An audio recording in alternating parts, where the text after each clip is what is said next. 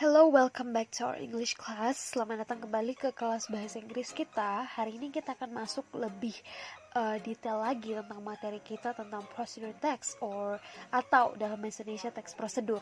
Nah, sebelumnya Mi sempat singgung ya, di awal-awal tuh Mi sempat singgung bahwa ada 4 macam atau ada 4 hal dari language features yang dari procedure text yang perlu kalian perhatikan gitu. Nah, as you can see on the slide, seperti yang kalian bisa lihat sekarang ini di slide, yang ada 4 language features gitu. Nah, Mi sudah sempat bahas ini ya, kalau di grup lain Mi sudah sempat bahas ini, tapi nggak apa-apa, Mi akan ulang lagi gitu supaya kalian lebih memahami lagi. Nah, jangan sampai ketika kalian melihat ada 4 nih ya, ada 4 language features ya, kalian melihat ini terlalu kompleks. Tapi sebenarnya tidak terlalu kompleks gitu. Ini yang penting kalian sudah memahami tentang simple present tense, maka itu jauh akan lebih mudah untuk memahami yang lainnya gitu. Jadi perhatikan dalam menyusun langkah-langkah procedure text nanti itu harus menggunakan simple present tense. Gak boleh pakai tenses yang lain, gak boleh pakai past tense, gak boleh pakai future tense. Jadi hanya pakai simple present tense. Sehingga verb yang dipakai pun adalah verb one tanpa ditambahkan apapun. Itu yang harus kalian perhatikan terkait dengan penyusunan langkah-langkah nanti yang akan kalian kerjakan setelah kita memahami struktur dari procedure text. Nah, sekarang kita akan langsung masuk ke yang pertama, yaitu temporal conjunctions. Seperti yang kalian lihat, jadi kata seperti setelah itu, atau yang pertama, atau yang kedua, ataupun finally, pada akhirnya, atau sebelum, before, dan seterusnya seperti yang kalian lihat, misalnya sementara, dan lain-lain, itu adalah contoh dari temporal conjunctions. Itu yang akan kalian pakai nanti di dalam penyusunan langkah-langkahnya. Ambil contoh misalnya, first you boil the water. Pertama kalian didihkan dulu airnya.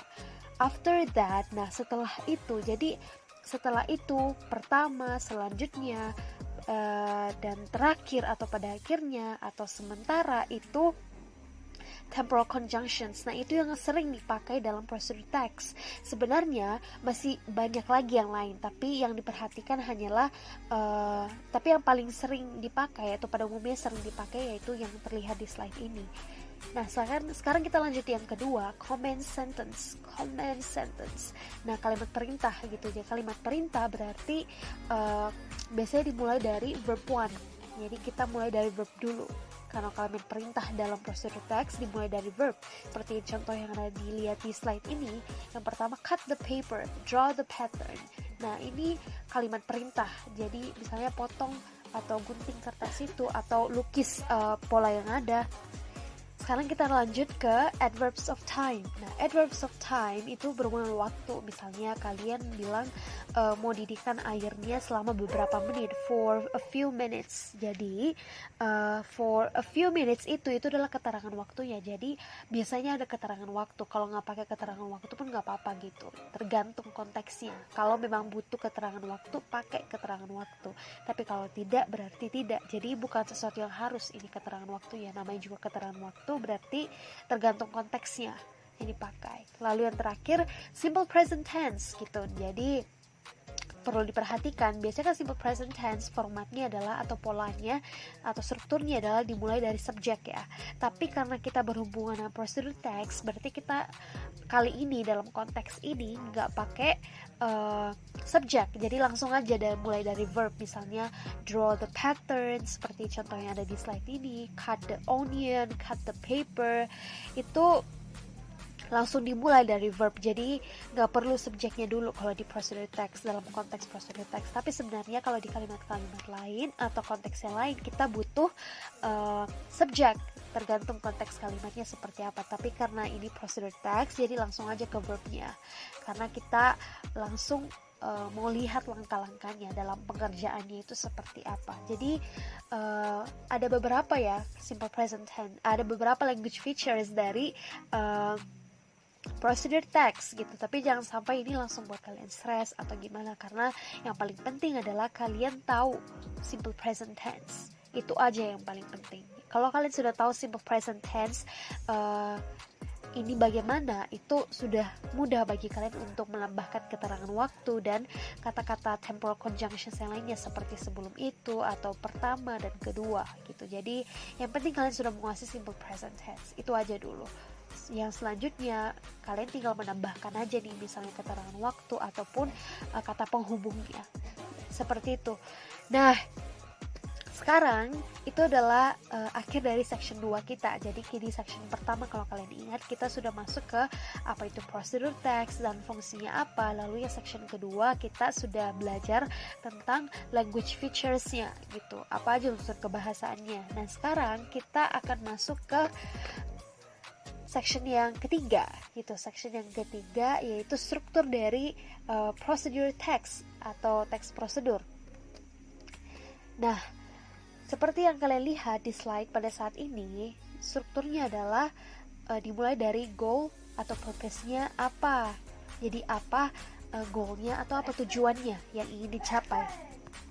Lalu yang kedua itu adalah bahan apa yang kalian pakai, alat dan bahannya, materials or tools gitu. Lalu yang terakhir adalah steps, langkah-langkahnya. Jadi sebenarnya strukturnya nggak sekompleks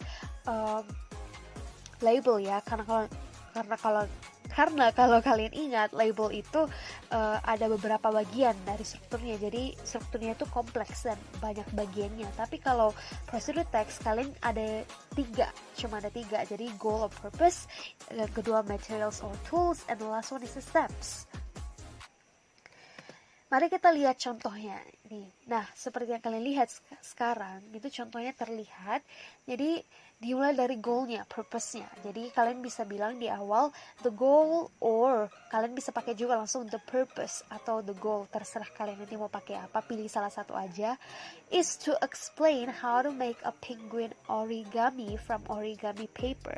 Jadi untuk menjelaskan, lalu tinggal kalian tambahkan how to make apa. Kalau kalian nanti membuat patung ya how to make patung lah ya, bagaimana cara membuat patung. Jadi itu aja. Jadi biasanya goal atau purpose itu cuma satu kalimat anak-anak, jadi gak perlu panjang-panjang, cukup satu kalimat. Yang penting tenses yang dipakai adalah simple present gitu, jadi jangan sampai pakai past tense tapi present tense. Lalu yang kedua, bagian yang kedua adalah materials or tools, alat atau bahannya. Jadi kita cuma, kalau di contohnya ini kita cuma butuh dua ya. Jadi satu piece origami paper dan marker atau spidol gitu. Jadi itu alat goal dan juga alat dan bahannya. Seperti itu. Nah, sekarang kita langsung masuk ke steps. Nah, bagian yang ketiga adalah langkah-langkahnya. Kalian tinggal tuliskan langkah-langkahnya seperti apa.